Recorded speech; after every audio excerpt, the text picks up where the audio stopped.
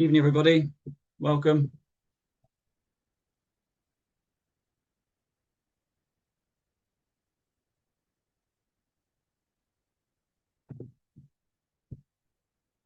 Hello, everyone. Hope you can see us and hear us. Lots of people arriving. Yeah, we'll just leave it 30 seconds or so for everyone to join. Good evening, Carol from the Chilterns. Thank you. Yeah, please feel free to use the chat function to say hi, let us know where you're listening from. Hello, Amanda. Just give it a few more seconds. Still participants joining.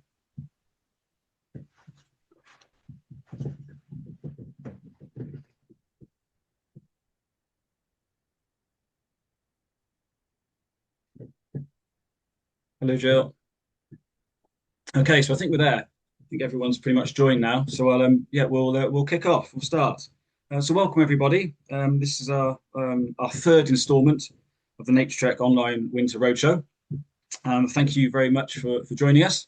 I'm talking to you from Cheltenham this evening, and I'll shortly be joined, and I'll introduce you to Matthew, who will be talking this evening. So our previous two shows we've been talking about the whales of the world and the Fair Isle and the British bird race, and they're available to catch up on the website if you missed those. And tonight we'll be taking you to Mongolia, talking to you about what a fantastic tour we run out there. So my name's Tom Mabbett. I'm one of the operations managers at Naturetrek. I've been working for Naturetrek now for 12 years and look after a whole range of different tours from Brazil to Borneo, Albania, our Swedish tours, and indeed to Mongolia. So we look after a great number of tours. You've probably seen me talking and hopefully been out in the field with me as well. I've led over 50 tours now for Naturetrek over those years. That's me. Joining me this evening, delighted to have Matthew Capper here to talk about Mongolia. He is talking from his home in Retford in Nottinghamshire. Matthew's a fantastic naturalist and has led many tours from Naturetrek for a number of years now. He leads tours to Florida, to Merle, Ardnamurchan, the Gambia, Canada, amongst many others, and indeed Mongolia earlier this year. Matthew's day job is as a conservation advisor at Doddington Hall Estate, where he's working on an exciting rewilding project. He's just telling me how they're digging out 25 ponds to create a wetland just a moment ago, which is fantastic. And previously worked for the Lincolnshire Wildlife Trust and the RSPB. So I'll shortly be handing over to Matthew, who will be taking us to Mongolia. I led there back in 2023. Matthew is out there this year. So between us, we can help with any questions you have. Please use the chat function for any questions. I may answer some as we go along, and then we'll have a good go through the questions once Matthew finishes. So there we are. That's introducing the evening. I hope you can hear us clearly and enjoy the evening. I will hand over to Matthew to take us to the fantastic country of Mongolia. Take it away, Matthew. Thank you, Tom. Hi, everybody. Good evening. Hope everybody's well and nice and warm. See if I can share this and we can get going. Let's have a look.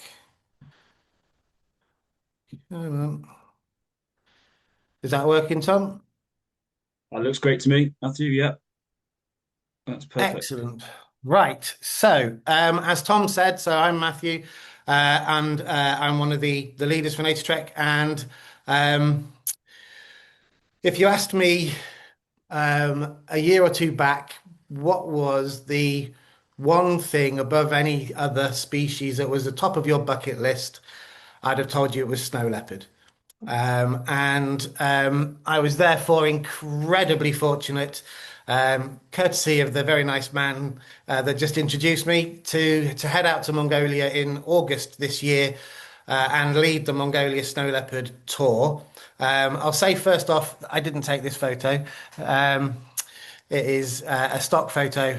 We don't normally get this close, but just to be able to get anywhere near a snow leopard just blows my mind. I think, it's not that many years ago when these things were mythical. The idea that you could actually have a tour and give people a good chance of actually seeing one of these things was just inconceivable. So the fact that we can now offer you the chance to come out to Mongolia every year and hopefully show you a snow leopard is just brilliant.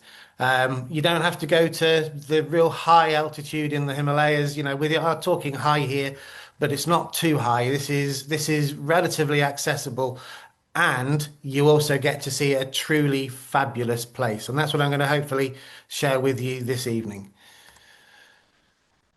So I showed this to Tom earlier. I'm very proud of my little map that I've drawn. But this just gives you a little bit of an idea of where we go currently up to this year on the trip. So we fly into Ulaanbaatar, which is the capital city of Mongolia. And then we have a bit of an acclimatization, fly internally over to Kovd, and then we spend a week up in the Altai Mountains. That gives us the best chance of looking for snow leopard. Then up to this year, end of this year, we would then fly back to Ulaanbaatar and then vehicle it out just a couple of hours to the Altai National Park, have 2 or 3 nights there, and that gives you a nice bit of variety, and then back to Ulaanbaatar and then back to the UK. I'll talk a little bit later as to why, but actually from next year things are changing slightly, and I've just marked in a slightly grayer the Margaz Mountains, which is going to be the second main focus for this tour going forward. And we can talk a little bit more about that, potentially me and Tom at the end if people want to. But we're making a little bit of a tweak to the tour. But this was the one that I led this year, essentially. And Mongolia is a pretty cool place. It is a vast, vast country. It is half the size of Western Europe, but with a population of just 3.5 million. So it is just incredibly empty. And of those 3.5 million people, half of them are living here in the capital at Ulaanbaatar.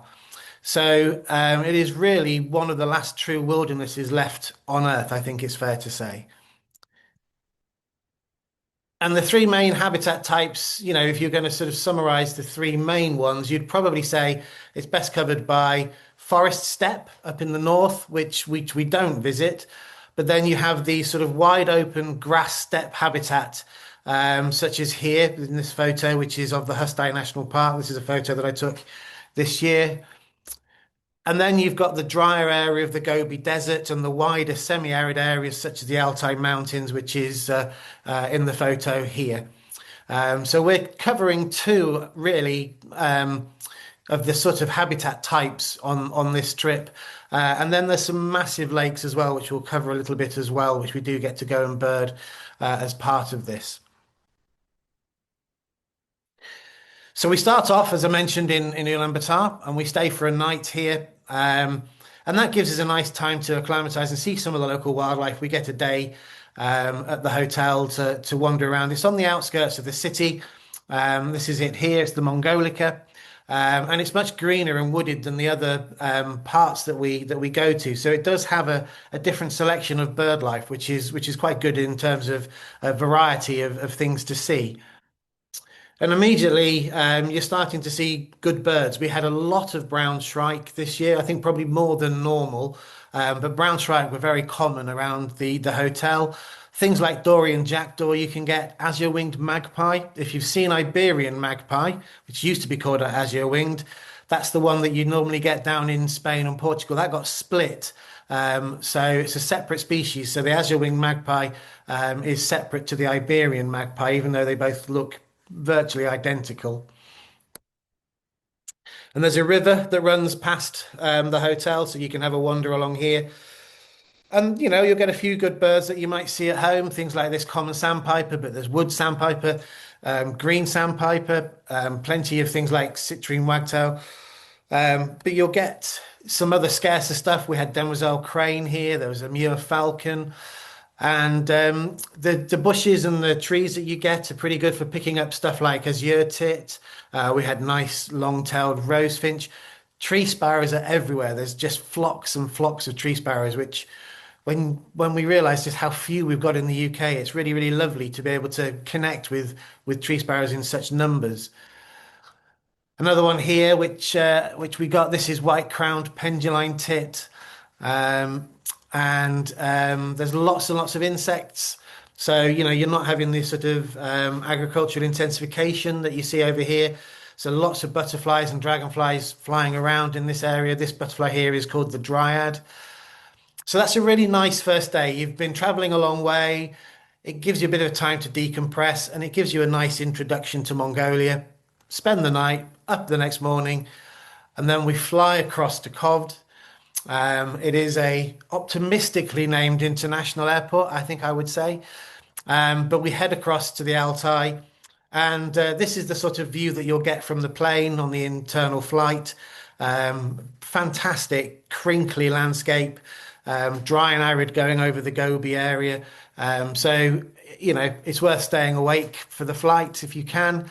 And then we drive. It's about 3 hours up to the camp in the Altai, but we've got most of the day to do that. So, as I said earlier, there's some really big lakes in Mongolia, almost like inland seas. You can't see the far side.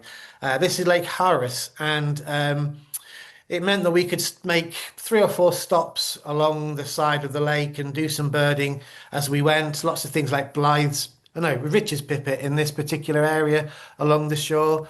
You start to see things like Isabelline shrike becomes a bit more common. At one point, there were thousands of sand martins, just clouds of sand martins. They were sitting on the floor, they were on top of all the buildings, they were flying around the cars. We actually managed to pick out a pale martin, which is a really rare bird over there. Yumpshin, our local guide, he managed to find one sat on the floor for us. It is not an easy task in amongst all those birds to find the slightly paler one, but we did. And there are lots of waders along the shoreline. So you get a really nice wide selection over the course of the trip because we have 2 or 3 decent days where we're able to go and view wetlands. So we've got curlew sandpiper here in the top left, and there's Temminck stint. You'll get little stint. You might even get red-necked. Asian dowitcher here in the bottom left, and black-winged stilt. Elegant birds that you'll get to see nice close views of. And terns patrolling over your heads and around you, black tern, maybe even white-winged black tern. There'll be common tern, possibly whiskered tern. This is Caspian tern in the photo. So again, plenty of wetland birds to see. And other odd things as well, like Dalmatian pelican out on the water. And quite strange as well, really, when you're in the middle of Mongolia and you're sort of in this arid landscape with this big lake out in front of you, and then you're watching things like black-throated diver or even whooper swan. It feels just a bit incongruous, just sort of the way we associate, whooper swans here with being somewhere like, Welney or Slimbridge in the middle of winter, and you're stood there in August watching whooper swan out on this shallow lake. It's really quite different. And there are wheat ears everywhere, all through the holiday, all through the trip. There are wheat ears. They're your constant companions, the wheat ears. And you'll get northern wheater, you'll get desert wheater, you'll probably get pied. This is Isabelline. You can see one of the features is the more extensive black on the tail, which is showing nicely here. So the tail pattern is quite diagnostic here, which shows you this is an Isabelline. So plenty of stuff to see, even as we're driving over to the Altai Mountains. It's really great. What happens most days if we're out and about, the camp team would drive out to meet us and would make us cook from scratch a lunch for us. So they even drove out to meet us as we were out watching the lakeside. And the food is good. It's really great. It's simple, but it's plentiful. And given that it's often cooked from the back of a 4x4, pretty remarkable, really, what they managed to rustle up for us. And then we start going upwards, and we go off the road, and we start bumping our way over the terrain, and you arrive at the Gur camp, and this is your home for the next week if you were to go on this trip. It is a truly, truly stunning place to spend a week. a real privilege to be able to feel like you're here. You are in the middle of nowhere, and there are no neighbors. It's just you and your tent and the family that run the place, and the drivers and your guide. And that's it. It is quite humbling to spend time in such a remote and beautiful part of the world. The tents themselves, the gers, they are simple but well appointed. It's authentic. It's traditional accommodation. I'm not going to lie and say that the bed is the comfiest I've ever been in, but you'll certainly fall asleep after a day up in the hills. Um, the neighbours are nice. These were my two neighbours for the week. Um, so I got on quite nicely with both. One of these is a Zazen mole vole. You can see the teeth on that. It was excavating and just kept coming up and saying hello one afternoon as we were sat, and got to take fantastic photos and videos of it. So they're pretty cool. And another thing that you'll find just wandering around camp in this particular part of the world, there are these sort of band-winged grasshoppers everywhere. They've got distinctive red underwings and they fly away and they whir like little clockwork toys. So as you're walking down to get your breakfast in the morning, you're just constantly putting up these grasshoppers and you can just hear this whirring clockwork noise. It's one of the sort of the sounds of being in that camp. And when the sky is clear, the night sky can be pretty spectacular too. So that's my tent, and you can see the stars just above one evening. So just again, just being able to go out there and just look up and enjoy and just sort of marvel at the night sky without any light pollution whatsoever is a bit of a joy.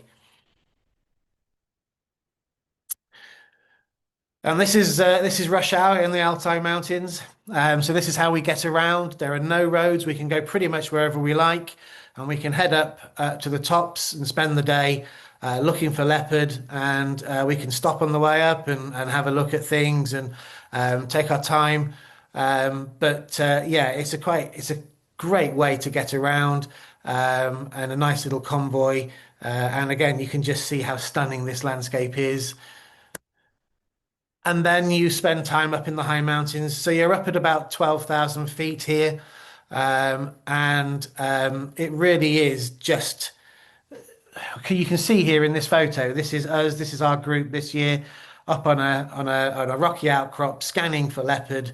And you'll spend most of the day, if you're going to go up, you'll spend most of the day possibly in one spot. You might move to a second spot for the afternoon, but it's just about patience. You know, it is an incredibly hard species to see. You really should have a telescope if you want to participate in having any chance of finding them.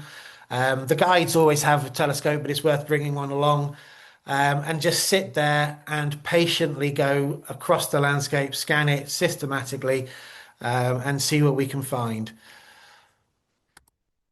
We do get other stuff. I mean, you're not stumbling, you know, you're not tripping over wildlife all the time, but what you do get to see is really special.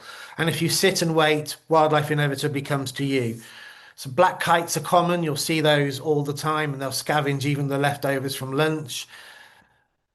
Things like steppe eagle, Saker falcon, you'll see those most days. So this is a photo of a steppe eagle. You can see the yellow gape on the bill. That yellow goes quite a long way back past the eye, and that's very diagnostic here for steppe eagle. And lammergeier, bearded vulture, also pretty much daily. It was daily in this part of the trip. These are one of my favorite birds. I think these are incredible things. And they have really, you know, amazing adaptation considering these things are eating bone. And they have incredibly strong stomachs because if they're swallowing shards of bone, they can be incredibly sharp. And then they have an incredibly low pH. Their acidic content of their stomach is able to dissolve that bone. It's an incredible life that they lead. And one of the ways that they smash the bones to be able to get to them, to swallow them, is to fly up with a bone and then drop it onto some rocks to smash it. This is the sort of thing that I dreamt of seeing, and we stopped on the way up one day, And we watched this lammergeier repeatedly dropping this bone onto rocks, circling back down, picking it up, and it was the exact same spot that it dropped it every single time, repeatedly trying to get it to smash. And that was, yeah, that was definitely one of my highlights of the whole trip. There'll be quite a few small birds up there. I'll admit I'm cheating here. This is not a photo that I took on the trip. This is one that I took in the Austrian Alps, but this is snowfinch. And they're probably the commonest of the small birds when you're right up on the very top. And the white wing patches are very distinctive. You get these little white flashes as a flock of birds go through, and that's often snowfinch going past you. Actually, this photo is quite interesting because the front bird here, can you see it's got a black bill? That's its summer plumage. Its bill changes to black in the summer, but the one behind it has got a yellow bill, so it's still in the winter plumage stage. So their bill changes colour with the seasons, and you've got both colours in this photo. You'll also get centers up here. So this is Altai center, but you might get Mongolian and brown center up here. You can get Guldenstadt's red start, which are absolutely stunning birds. If you get a nice male with a big white on the wing, they're really, really special birds. And quite a few lots of small mammals up here as well. Tolai hare. There's a couple of different ground squirrels. This is Pallas's piker in the photo. Didn't want to show particularly well, but I managed to sneak enough of it in to get a photo of this one. And again, if you're scanning up on the tops and you're patient, you should well get Siberian ibex, which is one of the prey species for the leopards. And they're pretty impressive beasts. And we have a team of trackers. So the three guys on the left are our team of trackers. The guy on the right is Yumshin. He's our local guide who I co-led with this year. He was an amazing guy. Really loved working with Yumshin. If you ever get the chance to go with Yumshin, you'll have such a good time. He takes care of people so well. Really, really humble, lovely guy. And then the three guys, they live up on the mountaintop for the summer in their own ger tent, and they basically get around on a couple of motorbikes, and they spend their time basically getting to know the leopards in the area, where they are, what their habits are, and these are the guys that we rely on to get us a sighting, basically. And that also means that we can, if we want to, spend a day going downhill instead of uphill, when we can leave the trackers to their work, and then they will ring or radio if they find something, and then we can turn round and head up and join them if they find something that's worth us going to see. But that allows us to get a bit of more variety, a bit more wetland. One of the things that we went downhill to look for one morning, we had a bit of a rainy morning, so we decided to let that clear before we went up. This is Henderson's ground jay. If you buy the bird book for Mongolia, this is on the front cover. So it's quite an iconic Mongolian species, and one that people want to see. So we had a few of those, which was really nice. We managed to find a Mongolian pit viper. This is a venomous snake. I believe it's deadly, but we got good views of this. As you can see, these things are really well camouflaged. This is a photo I took with my phone, just stood above it, where it disappeared basically under this bush. And if you didn't know it was there, you'd have never have guessed. It just melted in. You can see the head at the top and a bit of the body in the bottom, but incredible camouflage on this thing. I do like my snake, so I was pretty chuffed with getting one of these. And there's a few decent mammals. We had about 20 different mammal species over the course of the trip. This is black-tailed gazelle, which you can get in this particular area, and you might get some small herds wandering around. We went looking for these. These are quite hard to see, it's fair to say, and getting a close view is virtually impossible. So Saiga antelope have been, unfortunately, heavily persecuted, and it has made them incredibly shy. So, they'll just run away as soon as you spot them. I felt quite sorry for them, actually, because we had them down in this desert plain where there were several nomadic camps around, and they just seem to be forever on the move, trying to sort of pick their way in the landscape of fear, which was quite a shame, really. But these are the really distinctive antelopes with a very distinctive bulbous nose. And that's a really nice, interesting adaptation. The nose acts as a almost like a radiator in the winter. They can warm cold air before it goes down into the lungs. But in summer, it can actually, they think it helps to filter out dust and can also help them to cool down. So it can have the opposite effect. And they use their nasal sacs, the males, to produce loud calls, and they can shake their noses to attract females. I'm not sure it would work in an average British town on a Saturday night, but it seems to work well for these guys anyway. And we tried really hard to find this bird. We had a drive around one of the plains one afternoon, determined to try and find Pallas's sand grouse, and failed quite badly. This is a classic bird of the desert out here. And actually, for a lot of British birders, it has quite a sort of a fascination because back in the late 1800s and early 1900s, there was 3 years where there were just massive eruptions of these birds, and they came across to the UK in quite large numbers. In fact, in 1888, they even bred in the UK. But since then, really only a couple of single records, really. And so these have attained a bit of a mythical status in the UK, with people wondering if we'll ever have another eruptive year where they might turn up. So people are often really keen to see these. So after the first abortive effort, we gave it another go, and actually we immediately had a flock of about 150, and then 40 of them landed in front of the vehicles, and we got to get the scopes on them and appreciate them. They're really, really smart birds. I love sandgrouse, so I I think I've seen about 12 species of sandgrouse, and I was really chuffed to get this one as another one. But of course, the main target is snow leopard, and you'd be lying if you said this wasn't the species that everybody has come for. This is the one that they want, and you can see from the photo just how easily a snow leopard melts into its landscape. The color of the leopard just matches the rocks and the vegetation behind it perfectly. So this is why you need time. We give ourselves a good chunk of time. Third to last day, we were basically we just had lunch, and we got a report from one of the trackers that they'd found a leopard. So we hopped in the cars and we drove round as close as we could, and we went up onto this rocky outcrop, which you can see here, and we snuggled in here, and we kind of looked down onto this point, and we knew that this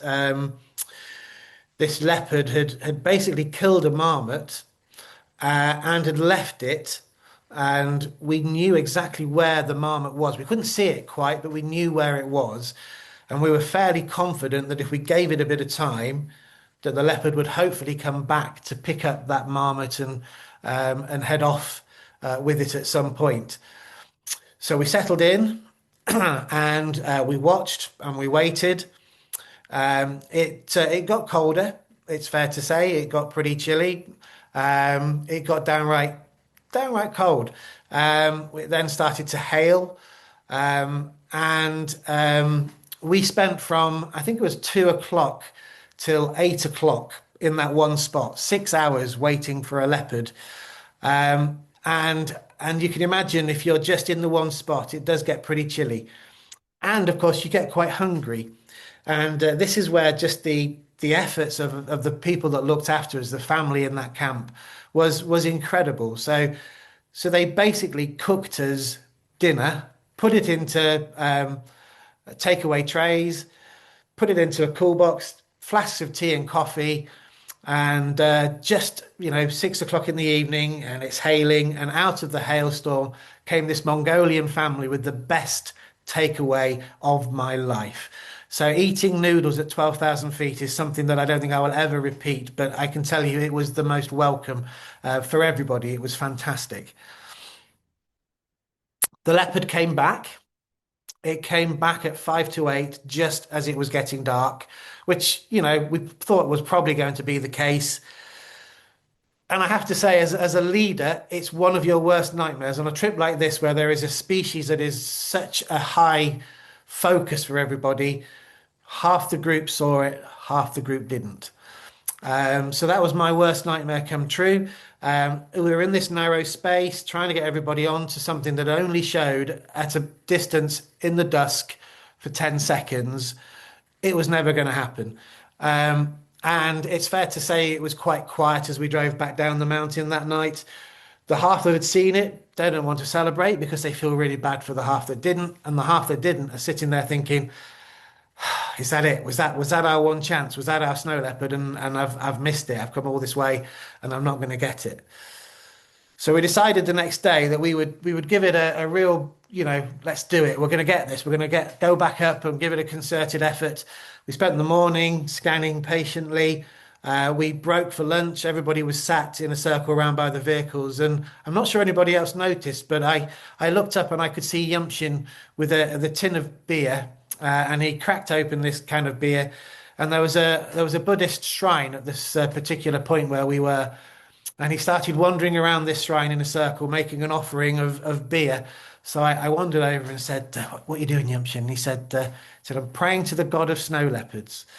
And 20 minutes later, we had a phone call, and the leopard had been seen again. Same one as yesterday. Trackers had refound it. So again, it was another case of jumping in the vehicles. We had a bit of a walk, it's fair to say. And at 12,000 feet, you have to take that fairly seriously. But we did. We got there, and this was our reward.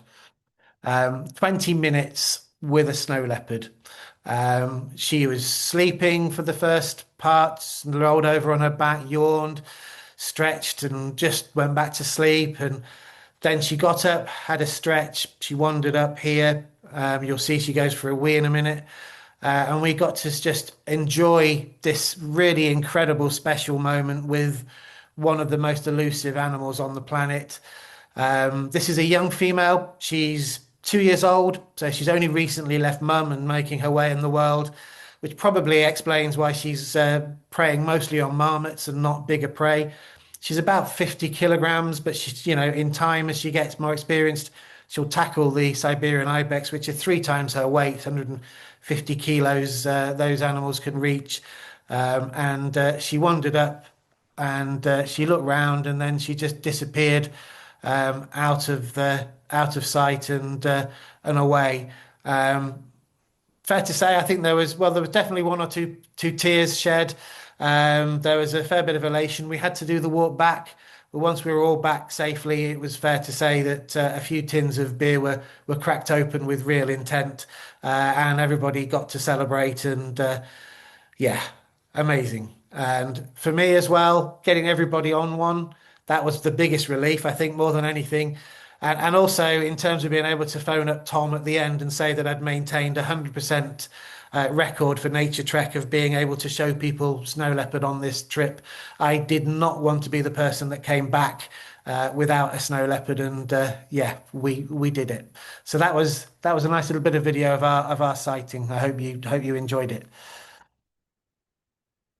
So we had a day to spare. So we went off and spent the next day looking to see if we could find a Pallas's cat. So bit further downhill.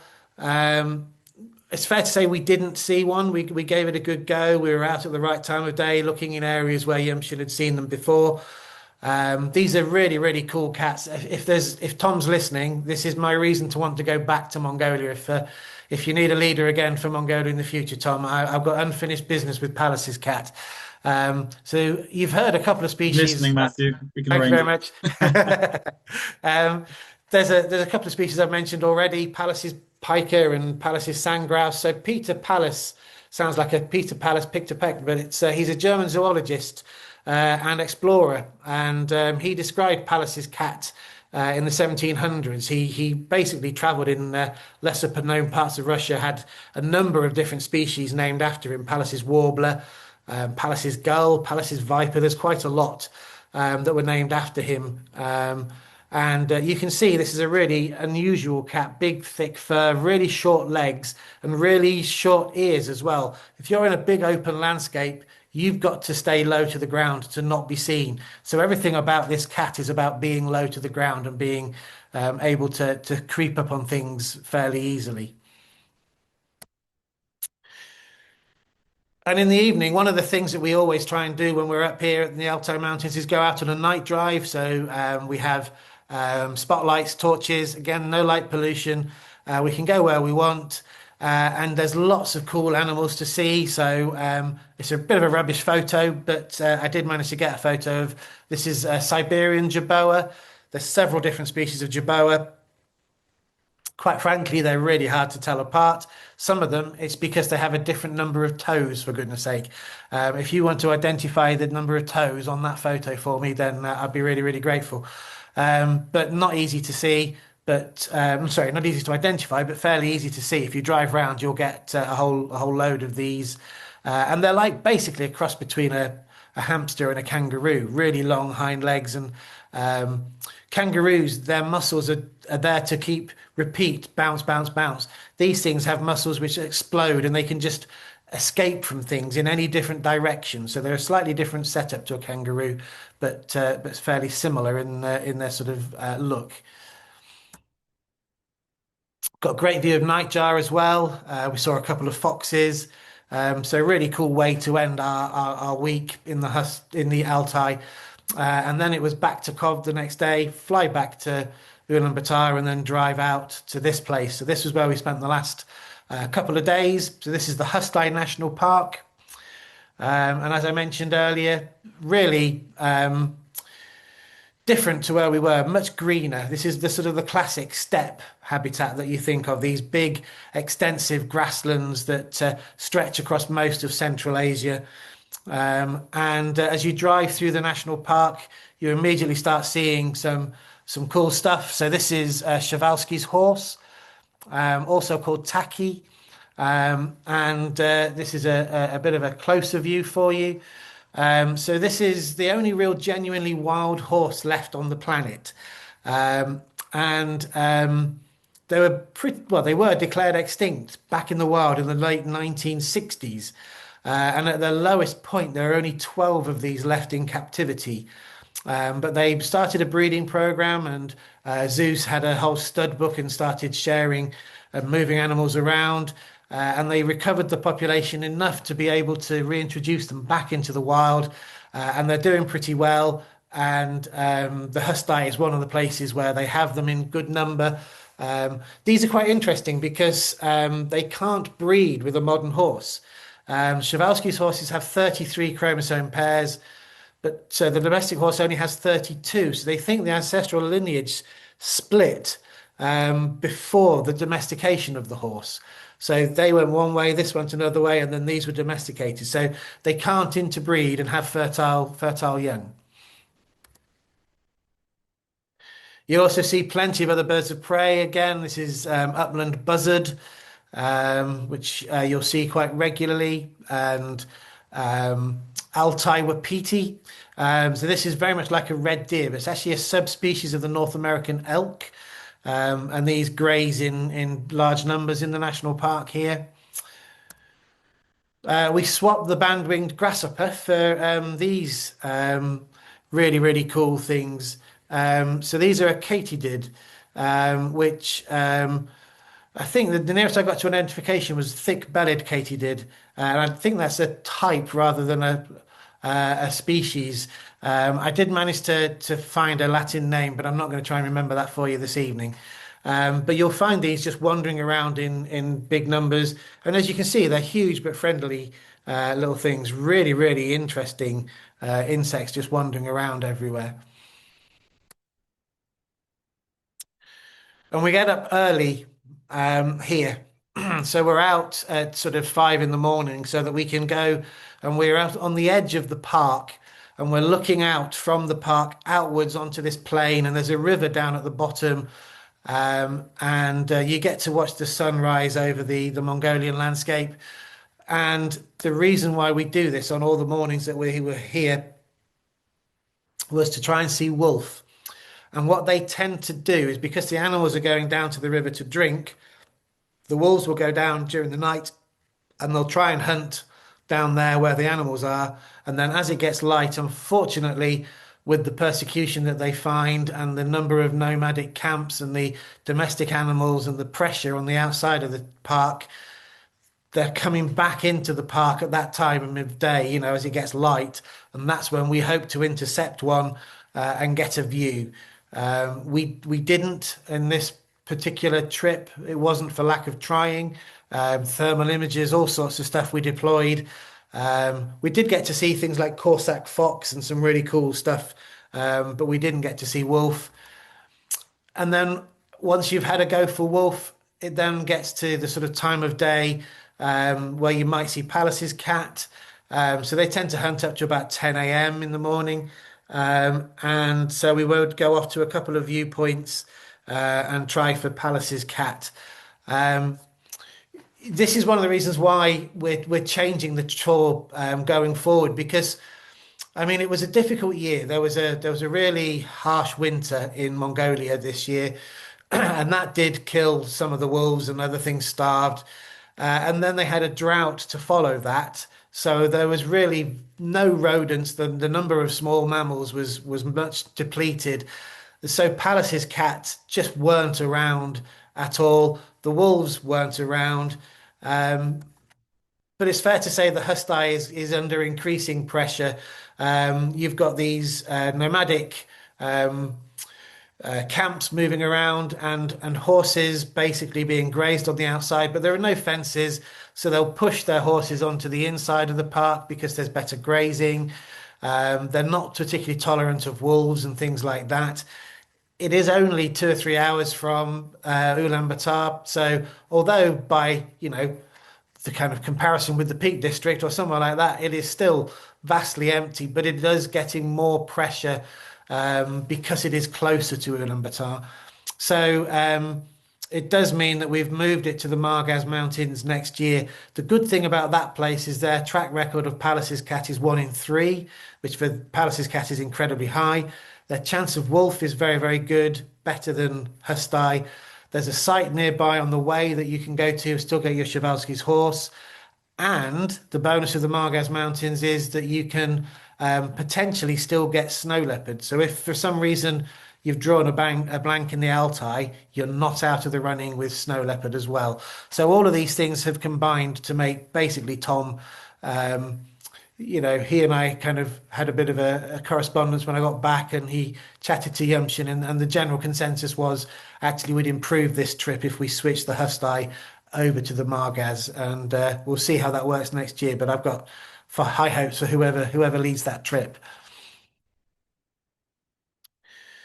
We did get to see other bits and bobs, so Saiga antelope, again some quite nice herds of those. We saw plenty of these in the Altai, but the Hustai was heaving with Siberian marmot. And it's good to see those in good numbers. The rest of Mongolia, unfortunately, these have been declared an endangered species.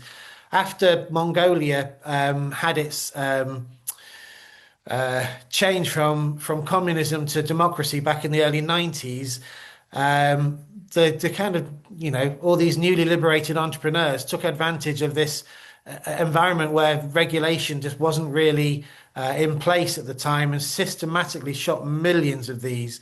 Just basically their pelts, the meat, you could get $45 a carcass. So it meant that they've been pretty much wiped out in large areas of Mongolia, which is really sad. But if you're in somewhere like the Hustai and the national parks, there's still lots and lots of these to see.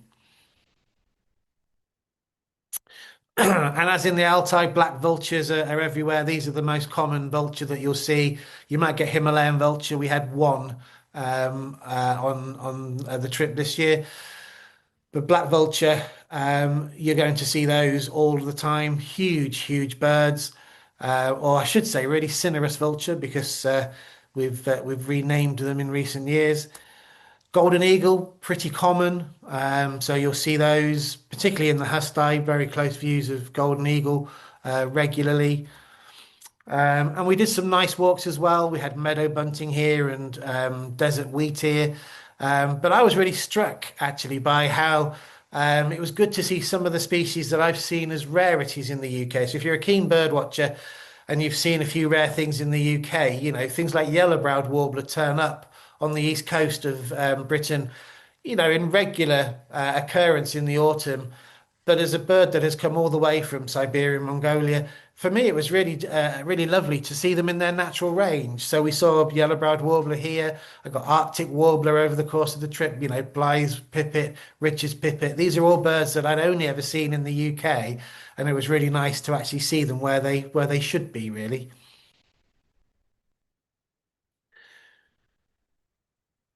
And then we did a drive back to Ulaanbaatar. We stopped at a wetland on the way. I did a few more last species. But then we had the last day, we were able to enjoy. I've not really done it on a Naturetrek trip. Normally, a Naturetrek trip that I've been on, it's been wall-to-wall wildlife. But we had a bit more of a cultural day at the end, wandering around Ulaanbaatar and getting to enjoy the city. Going out for a last meal together as a group was really nice. Um, I did go round with everybody souvenir shopping. As you can see, it wasn't my favorite bit of the trip. I sat there and enjoyed it while everybody else bought knickknacks. Um, Much more enjoyed this, which was a trip to the Genghis Khan Museum, or Genghis Khan, as we often more familiarly call him. This was great. It's fair to say people in Mongolia just worship Genghis Khan, and as you can see, somebody is genuinely worshipping him in this photo. There is this. It was, I think, it was put in March this year. This gold statue right in the top of the museum in this room. And it's you have to put kind of covers on your shoes before you're allowed in. And yeah, they just revere Genghis Khan. And I think because the empire was created such a long time ago, it's very easy to just be a little bit rose tinted about it. I did say to Yumshin as we were wandering around the museum, because you know Genghis Khan had his pluses and his minuses, and I said to Yumshin, so go on then, evil or genius? And he said straight away, super genius. And I said, okay, so what about the 18 million people that he was so, you know, that they say he was responsible for killing? Oh, they had a choice, said Yumshin. So you'll struggle to find a Mongolian who can see any downside to Genghis Khan. But it was fascinating to go around the museum and spend an afternoon wandering around there. And then the next morning, out to the airport, have breakfast on the plane. We flew via Turkey, so we sort of stopped at Istanbul on the way out and on the way back. But it's a nice, smooth flight. Turkish Airlines, very, very good. And that was essentially our trip. It is genuinely one of the best places I've ever been.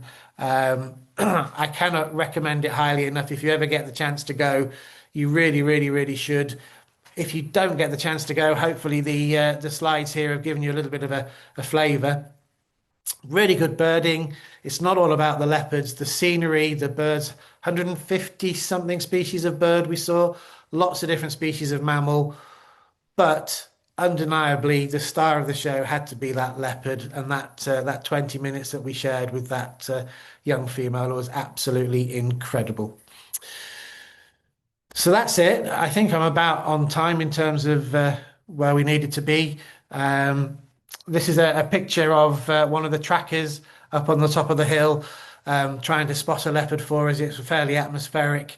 But yeah, that is it. I'll hand you back to Tom. Between the two of us, we'd be more than happy to have a chat and answer any questions that you've got. No, fantastic. Thank you very much, Matthew. That was brilliant. Bringing back some awesome memories from 2023 when I was out there, and I totally agree.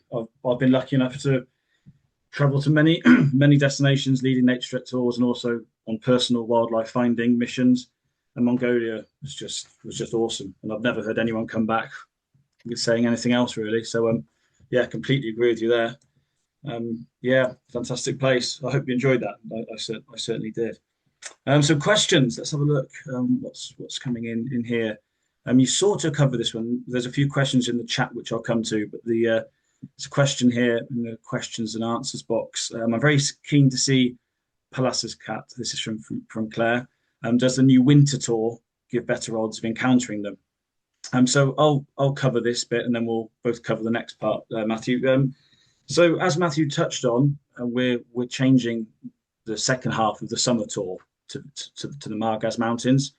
It might well be that Hustai, rodent populations, fluctuate there, and Palas's cat become reliable there, like they were a few years ago. And we can see Palas's cat around, around the Altai camp. I did. You, Yes, 400 thanks, meters. Tom. Yeah, yeah, 400 meters from my tent. So they're there, and Margaz gives us a better second bite of the cherry for sure. In terms of winter or the summer months, there's the chance in winter is slightly higher, and slightly higher chance of getting closer views as well, both of Pallas's cat and snow leopard. So that's the winter version will run exactly the same as the summer tour. So there's the same itinerary, just in the winter months. So yeah, it'll be a very different tour, obviously much lower temperatures. But for those of you that want to really maximise your chance of a closer view of snow leopard and a slightly higher chance of Pallas's cat, that's the tour. But less of the less bird species around, less of an all-round natural history tour. There'll still be some birds, of course, but you're visiting the lakes. They won't be teeming with life, and there'll be a much lower bird list on the winter tour. But lots of detail in those two itineraries on the differences and which to choose. But yeah, I'm hopeful for a high chance in summer and winter. And now we're including the Margaz Mountains. So it's a great question. You also mentioned. Yeah, sorry. I think we were unlucky this year just with that drought Yeah, and the winter being so severe. But they're very, very hard anyway, and that just really just hit our chances. But yeah, I think yeah, the Margaz is the way to go. yeah. Fingers crossed there. Yeah, as you say, they're never easy. Always a challenge, and we certainly try. And we certainly give it a good shot. Food wise, you touched on the food. I was very impressed with the food, and we've been able to deal with. Vegetarian food often gets high praise, and we've been able to have vegans on the on the tour as well. You will be eating meat frequently, mutton, and we also had chicken and beef, but yeah, vegetables as well. Rice dishes. I don't know if you've got anything to add to how you found the food, Matthew. You could a vegan diet. I don't know if you had any dietary requests on with your group. Yeah, and they catered for it incredibly well. And actually, the food that they cooked us was simple.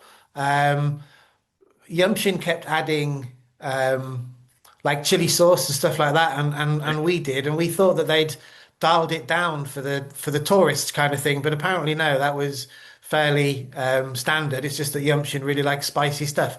My so the food itself was fine. It was great. My abiding memory though was things like sweets. Everything tasted of goat. I bought some sort of Werther's Originals equivalents for people, and no, they tasted like goat. Um, so I would just say beware the sweets. Yeah, yeah. Steer clear of the sweets. And you mentioned that could you bring dehydrated expedition meals, Claire? You could bring along your something like that, or your favorite snacks to have in the middle of the day, and to supplement the meals. You could certainly do that. Yeah. Yeah. What else? Alison's just popped in. What are the temperatures like? And regarding the biting insects. So yeah, how was the What was the weather for you, Matthew, when you were over there? How on your tour? So during the day, even right at the top of the mountains, when the sun was out, actually it was pretty warm, and you can get easily sunburnt without knowing it. Back of your neck if you're looking at a telescope for an hour. You just have to watch that you're got a hat on or whatever. One or two people asked for an extra blanket, but that meant that they were perfectly warm. I just had a standard duvet on. I was perfectly warm. Most people were fine with that. it wasn't bad at all. The wind can drop the temperature. So if it gets, windy, the only time when we were cold was that wait for the snow leopard because we were in one place and we stayed at the very top till it got dark. So I would say, prepare for those eventualities, but most of the time I was just perfectly fine with a jumper. Often I might put the jacket on occasionally, but I was often just t-shirt and jumper, even right up at the very tops. And then down on the plains, just nice sunny weather. You just got to be prepared for a range of temperatures, but I didn't find it particularly bad at all. Yeah, that's thank you. That goes along with what with what my group experienced a couple of years ago. We it was pretty hot actually down on the steppe, and certainly slapping Mm. on sun cream more than I was wrapping up. But then we had a couple of sort of hailstorms and squalls coming through, and we were up in the high top. So prepare for everything. But yeah, summer typically in the temperatures in the 20s, even high 20s down on the steppes. The winter tour, which we which we've just obviously recently launched. Obviously, temperatures much lower. Temperatures could be down to -15, -18. It's quite low levels of precipitation at that time of year typically, and yeah, people have had very successful tours out there during that time. So it's not sort of gruelingly difficult conditions, and the camps are very well set up to keep cozy when when you need to be. But yeah, it'd be a case of layers, wrapping up warm for the winter visit for sure. Biting insects, I had very little. No. Yeah, there was talk beforehand of the possibility of biting insects, but I didn't encounter any when I've been out there, and it very rarely gets a mention in the feedback. Occasionally around a couple of the lakes that we visit, but I didn't. I didn't get Initial a single thoughts here. bite. No, No, no. no. So again, so some places you read that they'll be around, so worth sticking in a little bottle of insect repellent just in case. But I wouldn't worry about that. Um, any other questions? I'm just scrolling through the chat here. I think there was some that came up. Yeah, another. Andrew was mentioning about the swing in temperature between the day and the night. There's not a. I think we've already sort of covered the temperature. The tents are cozy. You can always ask for more layers. Yeah, you're very comfortable on the summer tour. One of the things I found was how quickly weather went through. Mm. You go, you could be lying in your tent and the wind would be, rattling and the rain would sort of come down for half an hour and then it would just stop and it would just be completely quiet. Um, we had one night where we had an incredible lightning storm. It seems to be the camp seems to be at the convergence of three valleys, and so it just seemed to be all around us, just lighting up the sky. We just stood in the doorway of the hut where you eat your dinner and just watched the sky light up. It was absolutely epic. Yeah, it's a fantastic location, isn't it? As you touched on it, watching the sky, the night skies are spectacular. You're in a incredibly remote, location. It's very special, very special place. A question here: does the trip go past the enormous statue of Genghis Khan on horseback? We didn't on our tour. I think that's a little bit outside the of Ulaanbaatar. I think it's a little bit outside the city, um, 20 or so kilometers, but I'm not certain. We don't typically have time to include that on the final day. A few times in the last 3 or 4 years, I have arranged those that want to have a bit more of a cultural experience at the end to stay on a night. That can be done and see some great museums and statues. So we can arrange that as an add-on, but we don't typically get out to that famous statue of Genghis Khan on horseback. No, we saw two statues of racehorses, and that wasn't really quite the same. Yeah, good stuff. But yeah, as Matthew touched on, if we have time on the final day, we do have a little tour around and drive past a few spots. I really enjoyed that actually. For me, Yeah, you're there to go on a wildlife trip, but just to get that bit of culture and that experience of the city and what have you, really, yeah, it added a lovely element to it. yeah, no, I thought the same. Um, so a couple more questions here. Robin's put on here with the group size. So we have a maximum group size of 12. That's worked well. And we split out between multiple 4x4 vehicles to get around. Yeah, it works. Yeah, works really well. And they're great. The 4x4, Radios in each vehicle. yeah, three in each vehicle. And then yeah, the transfers is great. The 4x4s are very comfortable, brilliant at getting us up the mountains. And as Matthew touched on, when we get a call, we're driving up the mountain tops. Really often, you actually had a bit more walking than I did on yours, but typically we can just get up to about 3,000 meters, get out, and scan from there. So the 4x4s are doing a lot of the hard work for us. Landscape in the Margaz Mountains, from Craig. Thank you for that one. Yes, it's similar in ways to the Altai, but it's a bit more standalone. Rock formations and peaks. So it's a slightly smaller area to focus on. And in the winter months in particular, there's chance of snow leopard there in both seasons, but particularly in winter, when the snow leopards come down from the higher areas in the winter closer to camp. So Margaz has a good strike rate in the winter for snow leopard in particular. But yeah, generally similar mountainous areas, but a bit more isolated in the Margaz to home your efforts onto a smaller area. Altitudes. The camp in the Altai is at around 2,000 meters, and you're really at the highest point for snow leopard scanning. You're only a smidgen over 3,000 meters, so there's no real issue with altitude sickness at all. No one's ever had any problems with that. You'll notice. I mean, I waited after the leopard sighting. Everybody had sort of gone ahead, and the first bit was a bit of a steep walk, and I tried to catch people up, and that was stupid, because at altitude you don't want to do that. You take your time. You'll notice just walking back to your tent that you're at 2,000 feet, but it is not altitude sickness inducing or anything like that. Yeah, totally agree. Take your time up in the high tops. Yeah, don't rush anywhere. You will feel maybe slightly more out of puff doing a short walk than you would normally, but it's nothing to worry about. But it is, taking your time up there with any walking, you'll be fine, and you can acclimatise at that at the camp before heading up to the higher areas.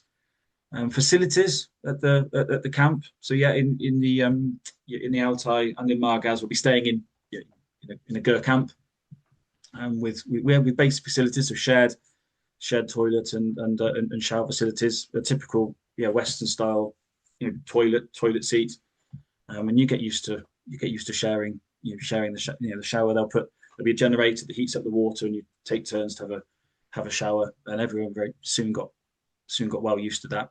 Certainly in my group. So it's a short walk very short walk to the toilet and the shower, the shower area. Nice actually. Yeah, quite nice hot, warm showers.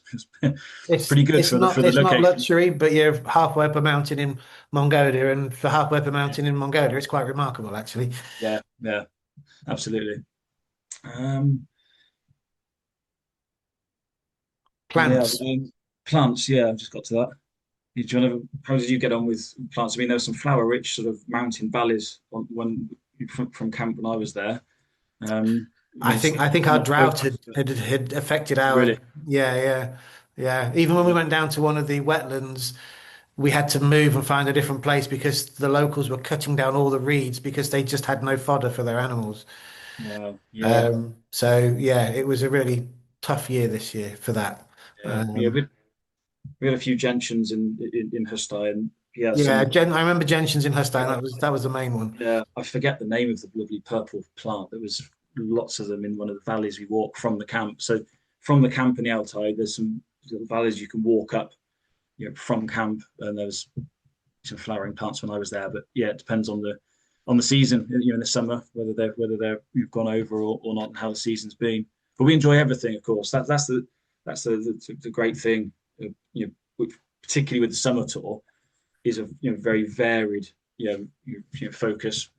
Probably spending 2 or 3 days on the high tops of snow leopard, the rest of the time enjoying other areas. A little bit more for one track minded on the winter tour of focusing on the cats and getting closer views. So that's a slight difference between the two seasons.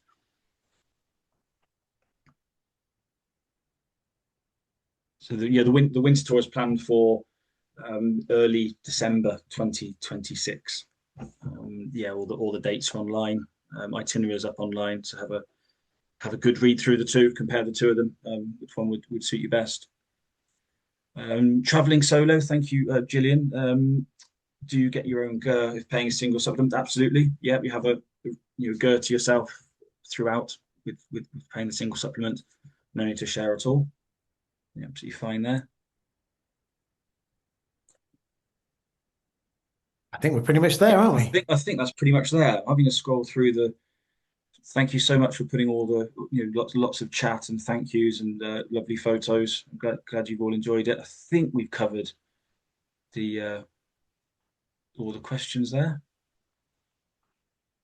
Yeah, great. I think we pretty much covered it there. I really enjoyed that, Matthew. Thank you very much. I'll just just wrap things up. I think I hope you've enjoyed it. If you want to sign up for the next talk, I will be back on Monday the 8th, talking about Brazil and some of the highlights of the 2025 season. Amazing sightings out in the Pantanal, the Amazon, the Atlantic rainforest. So catch me then. I'll be presenting, and my colleague Kerry I'll be talking. My colleague Kerry will be presenting that one. And all previous shows can be watched back on the website. And to sign up to any of these talks, just do so through the website. So yeah, we'll leave it there. Thank you again, Matthew. That was brilliant. It took me back to what a fantastic place, and yeah, nice pleasure. Get back out there. So I'll see you soon. And, thank you everyone for tuning in. Hope you've enjoyed it. And hope to see you again. Cheers, everybody. Thanks very much for coming. Everyone. Thank you.